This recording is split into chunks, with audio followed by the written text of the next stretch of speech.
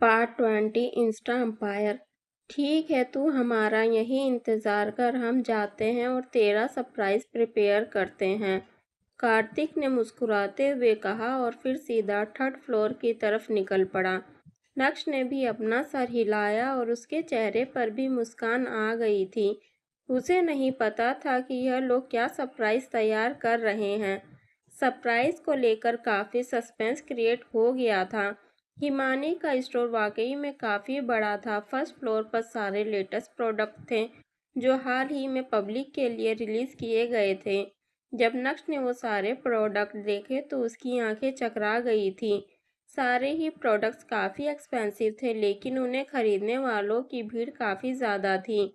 यह देखकर मन ही मन नक्श ने सोचा, बाप रे, इतने एक्सपेंसिव प्रोडक्ट लगाने के बाद क्या आपका चेहरा वाकई में बदल जाता है?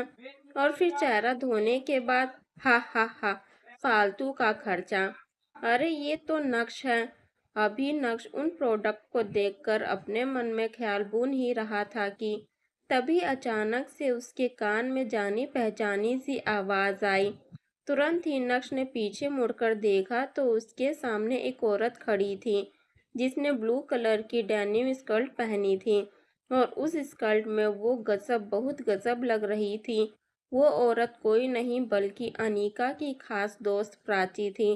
दरअसल प्राची के हस्बैंड इस स्टोर के डिपार्टमेंट मैनेजर हुआ करते थे, अब नहीं हैं, क्योंकि कल ही उनका प्रमोशन हुआ है और उन्हें डिपार्टमेंट मैनेजर से डिप्यूटी जनरल मैनेजर बना दिया गया है। इस मौके का फ़ायदा उठाते हुए प्राची आज इस स्टोर में अपने हस्बैंड के नाम पर सारे एक्सपेंसिव प्रोडक्ट खरीदने आई थी, लेकिन उसने एक्सपेक्ट नहीं किया था कि आज उसकी मुलाकात यहाँ नक्श से होगी।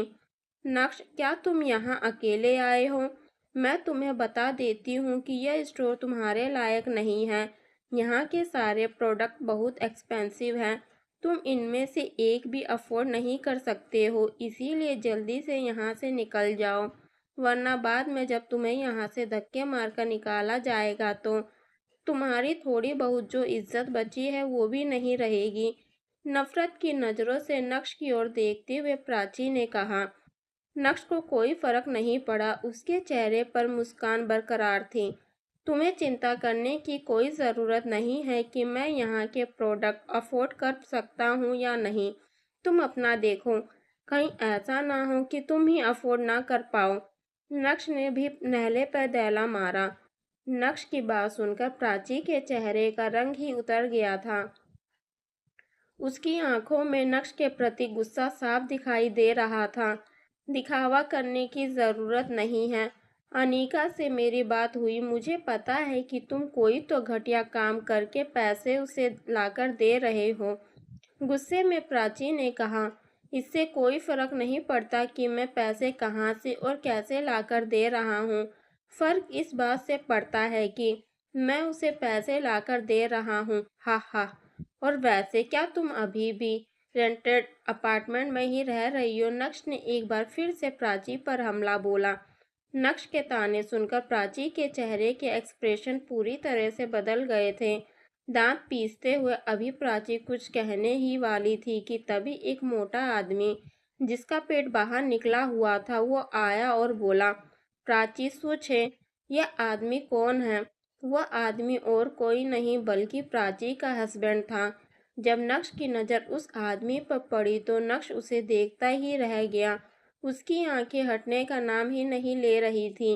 उसके बाद नक्श ने खूबसूरत प्राची को देखा और मन ही मन सोचते हुए बोला, ओ गॉड, क्या वाकई में प्यार अंधा होता है? ये खूबसूरत परी इस दानव के साथ क्या कर रही है?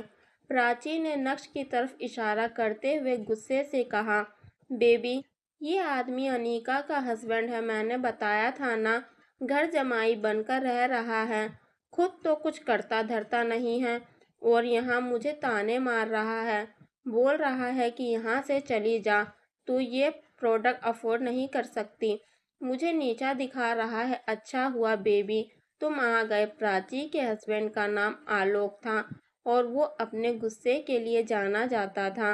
अब जब उसने अपनी बीवी के मुंह से ये सब सुना तो भला वो टॉलरेट कैसे कर सकता था? नक्श को देखकर उसकी आंखों में गुस्सा जलने लगा था। अपनी आवाज ऊंची करते हुए बोला, साले कमीने, तू मेरी बीवी को नीचा दिखाएगा? मेरी बीवी को देख और अपने आप को देख भिखारी। तुझे तो सड़क पर कोई 1 रुपया भी नहीं देगा। कहाँ से आया है तू? चुपचाप चला जा, वरना धक्के मार कर यहाँ से भेजूंगा। जानता भी है तू मैं कौन हूँ? ठंडी मुस्कान के साथ नक्श ने उन दोनों को देखा, लेकिन उसकी टोन अभी भी बहुत क्लेम थी। देखिए भाई साहब, मैंने आपकी बीवी को नीचा नहीं दिखाया है। जो कुछ भी ये कह रही है दरअसल वो सब इन्होंने मुझे कहा था। रही बात शक्ल की, तो मुझे बहुत अच्छे से पता है कि मैं कितना हैंडसम हूँ। अगर हैंडसम नहीं होता तो आपकी बीबी से भी ज़्यादा खूबसूरत अनीका मुझे कैसे मिलती? और भगवान का दिया सब कुछ है तो फिर मैं भिखारी कैसे हुआ? लगता है तू ऐसे नहीं सुधरेगा। तुझे सबक सिखाना ही पड़ेगा।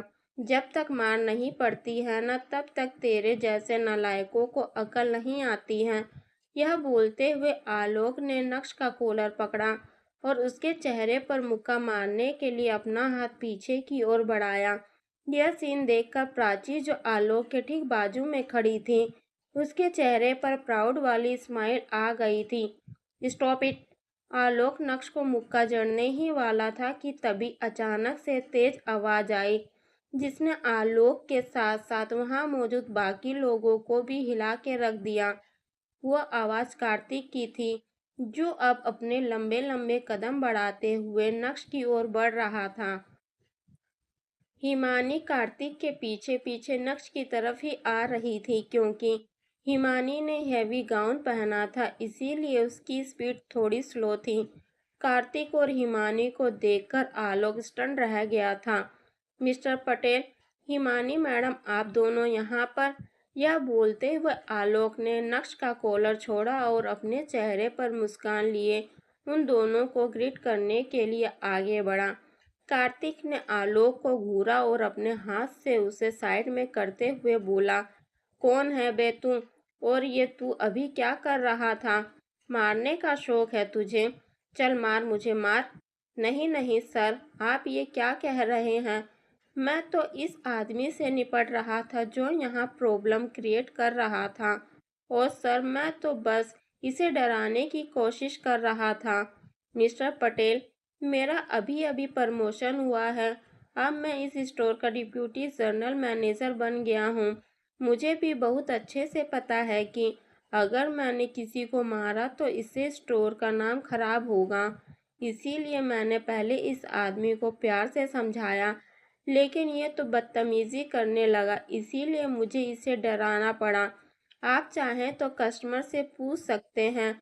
यह बोलते हुए आलोक ने अपनी ही बीवी प्राची की तरफ इशारा किया, जो कार्तिक और हिमानी की नज़रों में वाकई एक कस्टमर थी। आलोक बहुत अच्छे से जानता था कि कार्तिक और उस कंपनी की फाउंडर के बीच बहुत अच्छे रिश्ते हैं।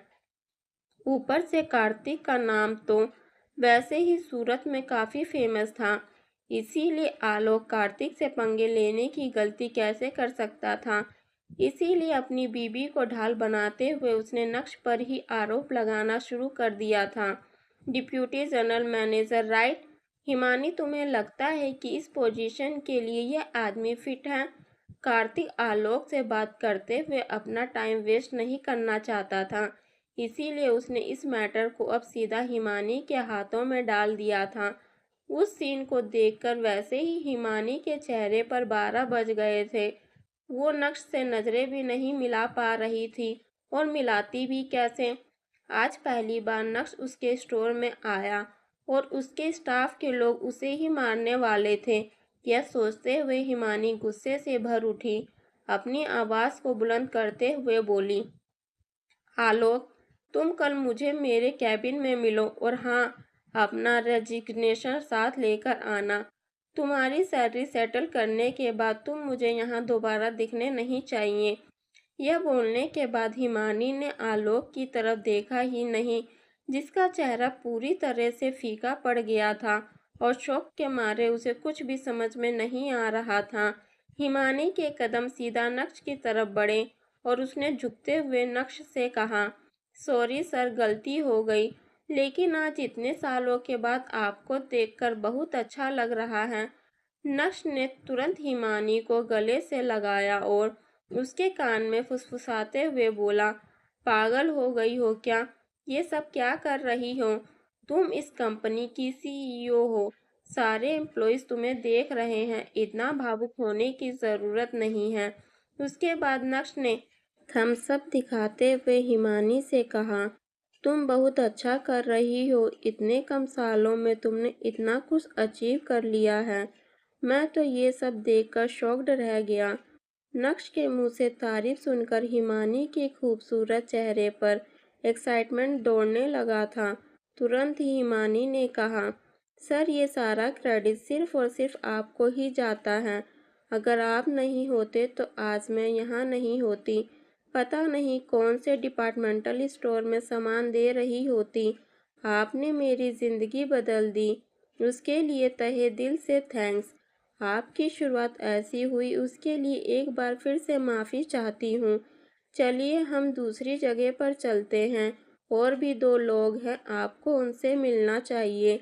नक्श के चेहरे पर भी मुस्कान आ गई थी। ऐसा लग रहा था जैसे सरप्राइज को रिलीव होने में थोड़ा और इंतज़ार करना पड़ सकता है। लेकिन ये दो लोग और कौन होंगे? नक्श इसके लिए भी बहुत ज़्यादा एक्साइटेड था। नक्श ने भी अपना सर हिलाते हुए कहा, ठीक है तो फिर चलो, देर किस बात की। जैसे ही वो तीनों एक साथ वहाँ से जाने लगे तभी आलोक को एहसास हुआ कि उसके साथ असल में हुआ क्या है। तुरंत ही आलोक ने अपने कदम बढ़ाए और हिमानी को रोकने की कोशिश करते हुए बोला, हिमानी मैडम, प्लीज़ एक बार मेरी बात सुनिए। मुझे पता है कि मुझसे गलती हुई है, मैं माफ़ी मांगता हूँ। प्लीज़ मुझे इस नौकरी से मत निकालिए। आलोक का चेहरा पछतावे से भरा हुआ था। अगर उसे पहले पता होता कि नक्श और हिमानी के बीच के रिश्ते कैसे हैं, तो वो ऐसी गलती कभी नहीं करता। लेकिन आलोक तो खुद पहली बार नक्श से मिल रहा था। नक्श के बारे में वो कुछ भी नहीं जानता था, लेकिन अब उन तीनों का रिश्ता देखकर उसे समझ आ गया था कि ये लोग ऑर्डिनरी रिश्ता नहीं है। अब कभी आलोक किसी को इतनी बुरी तरह से नीचा दिखाने की हिम्मत नहीं करेगा। अभी आलोक के लिए सबसे ज़्यादा ज़रूरी यही था कि वो अपनी जॉब बचाए, वरना अगर उसे फायर कर दिया गया तो हिमानी और कार्तिक के चलते उसे पूरे सूरत में नौकरी नहीं मिलेगी। दूसरी तरफ जो झटका प्राची को लगा था, उसका कंपैरिजन किसी से भी नहीं कर सकते हैं। उसे समझ नहीं आ रहा था कि नक्श, जो हमेशा से डरपोक और कमज़ोर था, उसका उठना बैठना कार्तिक पटेल और हिमानी शाह जैसे लोगों के साथ कैसे पॉसिबल था। लेकिन प्राची अपने हस्बैंड से ज़्यादा स्मार्ट थी और उसे अच्छे से पता था कि काम कैसे निकलवाना है। अपने चेहरे पर नकली मुस्कान लिए प्राची ने अपने कदम नक्श की ओर बढ़ाए और नक्श का हाथ पकड़ते हुए बोली, नक्श, नक्श, अभी जो कुछ भी हुआ वो सब मेरी गलती है, प्लीज़ इसमें मेरे हस्बैंड को इन्वॉल्व मत करो। कल ही उनका प्रमोशन हुआ है, अगर उनकी नौकरी चली गई तो हमारा परिवार सड़क पर आ जाएगा। तुम्हें मुझे जो कुछ भी कहना है कहो, लेकिन प्लीज़ क्या तुम हिमानी मैडम से कहकर मेरे हस्बैंड को फायर करने से बचा सकते हो?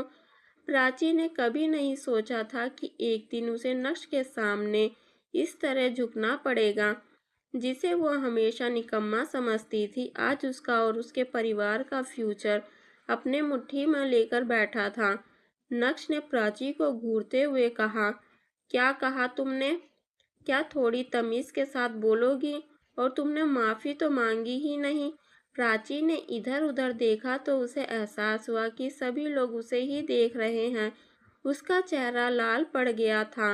अपने होठ को दांत में दबाते हुए प्राची ने धीमी आवाज़ में कहा, मिस्टर नक्श, अभी जो कुछ भी हुआ उसके लिए आई एम सॉरी।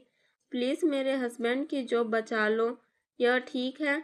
जब नक्श ने प्राची के मुंह से निकले उन शब्दों को सुना तो उसके दिल में खुशी की लहर दौड़ पड़ी थी। तुरंत ही नक्श ने हिमानी से कहा, ये दोनों माफ़ी मांग रहे हैं, माफ़ कर देते हैं। तुम्हारे लिए भी आसान हो जाएगा, क्योंकि इतनी जल्दी तुम्हें इस लेवल पर एम्प्लॉय नहीं मिलेगा। इसे काम करने दो, लेकिन इसे इंसान बनने में समय लगेगा, और जब तक ये इंसान नहीं बनता तब तक प्रमोशन करना ठीक नहीं रहेगा। तो अब क्या आलोक को डिमोट किया जाएगा? चलो नौकरी तो बची, लेकिन क्या प्राची इस मैटर को भूल पाएगी? क्या प्राची नक्श से बदला लेगी? क्या होगा जब इस मैटर के बारे में अनीका को पता चलेगा? नक्श के लिए आखिर कार्तिक और हिमानी ने क्या सरप्राइज रखा है? कौन है वो दो लोग जिसे हिमानी नक्श से मिलवाने वाली थी?